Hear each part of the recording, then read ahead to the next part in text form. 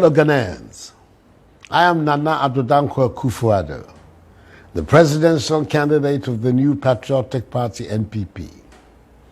I've come to you this evening to appeal for your support and your vote, both for me and the 275 NPP parliamentary candidates on Wednesday, December 7th, in 2 days' time. Elections matter.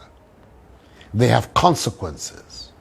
This year's election, obviously, has great consequences. On Wednesday, all of us have the power to take a decision that will have a direct impact on us, our families, our children, our communities, and generations yet unborn. Wednesday will go a long way to determining the future of our country. Over the last 8 years, I've been going around the country meeting you, the Ghanaian people, in your homes, workplaces, farms, markets, lorry stations, royal palaces, at organized functions and unscheduled stops. And I've heard your stories and seen your conditions.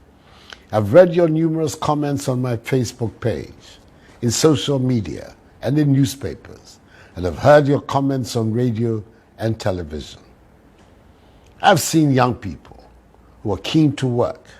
I've seen young people who are desperate to start on the first ladder to their own businesses. And yes, I've seen young people who are dying to start families of their own.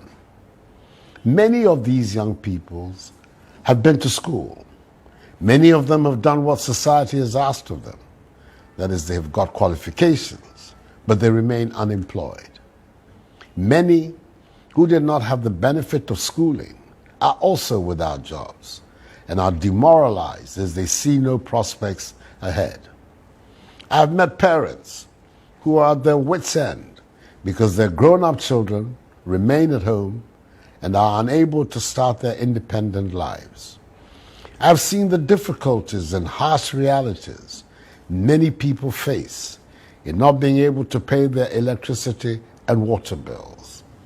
I've seen how drivers, both private and commercial, struggle to pay for the high prices of fuel and insurance premium. I've also seen at firsthand what these past 8 years of failed governance have done to our nation. The unprecedented levels of joblessness, high cost of living, widespread and rampant cases of corruption, and deterioration in governance and in the quality of our health and education services. I've seen the implementation of policies that have hurt and collapsed businesses, and I've seen business and consumer confidence plummet as the cost of doing business has increased and consumers do not have the spending power to buy what they want. Everywhere I've been on this campaign, in the Volta, Upper East, Northern, Upper West, Brong-Ahafo, Ashanti, Western, Central, Eastern, and Greater Accra regions, I've been met with amazingly warm and enthusiastic receptions, the memories of which will live with me for the rest of my life. I'm particularly grateful to the chiefs and people in all parts of the country I visited for their hospitality, the confidence they reposed in me, and the manner in which they took my campaign messages to heart. What I have seen, heard, and read convinces me deeply that we have to change the way we do things and change our economy into a new one. A new economy that will help us give our children good education, create jobs, provide good health care, feed ourselves adequately, and give every Ghanaian an opportunity for a good life. We are unhappy and dissatisfied with the conditions of our lives. And yet, government propagandists tell us we're living today in better times.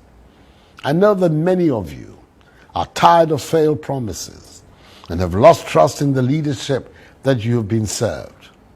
You have seen and are appalled by the blatant theft of state coffers by the very government officials who promise to make our lives better. In spite of these, however, I urge you not to lose faith in our democratic system of government, which we fought so long and so hard to establish. What is broken can be fixed. This election gives you the chance to help Ghana get working again. And I plead with all of you, everyone who's registered to vote, to take this chance and vote to get Ghana working again. It is clear we cannot afford 4 more years of this government. My life has been about service to people. This has been my driving force as a lawyer, as a political activist against military rule, as a campaigner for human rights, democracy, and the rule of law, as a member of parliament, as Attorney General, and as Minister for Foreign Affairs. I've also been in business, at which I've done reasonably well. Over 20 years ago, I was excited by the potential of mobile telephones and played a pioneering role in bringing the first mobile telephony company, Mobitel, to Ghana, which started an industry that has transformed the lives of millions of Ghanaians. As a lawyer, I mentored many young people who are now among the leading lawyers of our country. It is these various roles and experiences which I have undergone that I believe, in all humility, have prepared me for the serious job of President of the Republic. My goal is to provide strong leadership and help build a prosperous society which creates opportunities for all its citizens, rewards creativity and enterprise, honesty and hard work, a society where there's discipline and fairness, where people go about their lives in a free and responsible manner, a society where there are safety nets for the vulnerable and decent retirement for the elderly, an open society protected by well-resourced and motivated security services, and where the rule of law works. For this to happen, Ghana needs effective leadership. Leadership which is honest, competent, and determined to deliver. A leadership of conviction, one committed to fighting corruption and dedicated to the welfare and well-being of the Ghanaian. I am determined to fight corruption aggressively, and I can do so because I'm not corrupt, have never been corrupt, and will demand the same of my team. I want to build a Ghana where the National Health Insurance Scheme will work once again, like it did under President J.A. Kufuor. I want to build a Ghana where sound economic policies will lead to a rise in business confidence, where Ghanaians are gainfully employed in professions they value, that pay them well, where our youth thrive and grow in confidence, and where the current fears of parents change into prospects of great hopes. I want to build a Ghana with a well-educated and skilled workforce, able to compete in the modern world. This means that our institutions of education will be places of constant innovation for teachers and students alike. I want to build a Ghana where our brightest go into public office and see it as a true avenue for service to the nation. I want to build a Ghana where our public discourse is elevated above constant propaganda, spin, insults, outright lies and fabrications to enable our people make informed choices about their future. I want to build a Ghana where the institutions of our state are close to our people, where our regional structures serve our people more efficiently, and where local government is led by directly elected officials. I want to build a Ghana where there's genuine separation of powers in our government system to secure the freedom and prosperity of us all. I want to build a Ghana where we appreciate the importance of the environment and acknowledge that we are custodians of the forests, the rivers, the lands, the seas, and the animals for future generations. I want to build a Ghana which is united, at peace with itself, and takes pride in its diversity. I want to build a Ghana where no one tries to pit tribe against tribe, north against south, a Krobo against a Kusasi, an Ewe against a Dagomba, a Fanti against a Dagati, a Gonja against a Mamprusi, or an Ashanti against a Ga. We have to make a change. I want to assure you that an Akufo Addo-led MPP government will stabilize the sinking cedi, bring back business confidence, and make investing in Ghana attractive to both local and foreign investors. We will empower the private sector to create wealth and grow the economy. We will help create jobs for the teeming masses of unemployed youth in all parts of the country. Together with my running mate, the brilliant economist Alhaji Dr. Mahamudu Bawumia, I have a team, a dynamic and competent team to implement plans designed to improve the standards of living of our people, return the country onto the path of progress and prosperity, and develop in Ghana a free, democratic, modern African state, one that can hold its own in a competitive world. I'm privileged to have an exceptional pool of talent, of men and women in the MPP to draw from, as well as from the broad spectrum of Ghanaian talent, home and abroad, to turn the dreams of freedom and prosperity of our forefathers into reality in our time.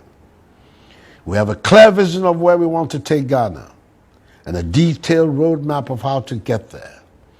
But in order to make the journey, we humbly need you, fellow citizens, to make a decisive choice on December the 7th and give us respectfully your mandate. Together, we will change Ghana and use all the blessings that the Almighty has bestowed on us to bring prosperity to our people and nation. I do not underestimate the challenges we face in trying to achieve these goals, especially since many of you have lost trust in politicians because of the many broken promises. But I want you, the Ghanaian people, to give me the opportunity to serve you differently. I want you to trust me. I am no stranger to you. I've stood with you all my adult life, fighting for our individual and collective rights. I'm proud of what we have so far achieved in advancing our political and civil rights. The next struggle is for economic progress, restructuring our economy for opportunities and prosperity for us all, regardless of the circumstances of our birth. I appeal passionately to all of you to go out and vote in an orderly and peaceful manner. There might be queues, there might be hold-ups, and there might be some local difficulties. But I appeal to you to be tolerant and vigilant. Please be prepared to make the critical sacrifice of time. If we want change, we have to vote for change. I urge the Electoral Commission, security personnel, and all the officials to do their work professionally. Let us make sure that the process is transparent and credible. Ghana is then the winner.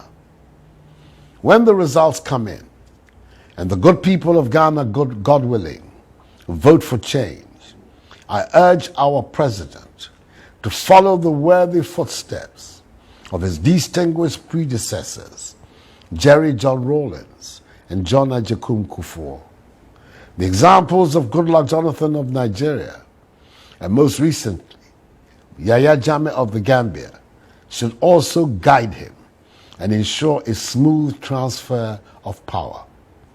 I have no doubt that the patriotic John Dramani Mahama will help procure this outcome. I feel deep in my bones that we stand on the threshold of building a new Ghana that will see a flowering of Ghanaian art, learning and culture, which will be the light of Africa and the wonder of the world. Together, we can do it. I believe in you. I believe in the can-do spirit of us Ghanaians. I believe in Ghana. And above all, I believe in God. So I humbly ask each one of us to consider the words of Hezekiah, king of Judah, in 2 Chronicles chapter 32, verse 8. With him is only an arm of flesh, but with us is the Lord our God to help us and to fight our battles. May he bless us, and may he bless our country Ghana. The battle is the Lord's. Nyame Israel nyina, nyumo adwo wo fe, nyeyiwadon. Thank you and good night.